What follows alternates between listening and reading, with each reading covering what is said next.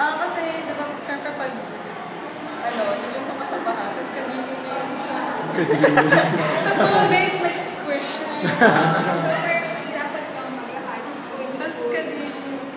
And then, sa tingin mo, may positive effect ba yung baha? Sa kahit ayun na, positive effect mo siya? Parang, ano ba sa tingin mo yung tatlong pangyayari yung reason kung bakit nagkakabaha? yung sa drainage system, mga bara. Siguro yung imbalance mo sa may tabi ng pad. Di ba sa road, nagkakaroon ng bukas pag umuulan. Di ba?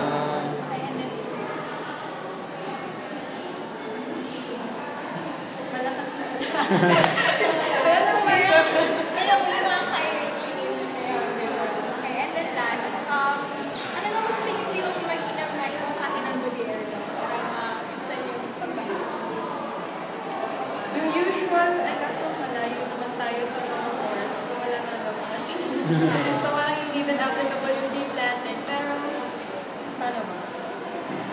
Yun nga, yung maayos yung mga drainage system. Okay, then, so yung first na request for that.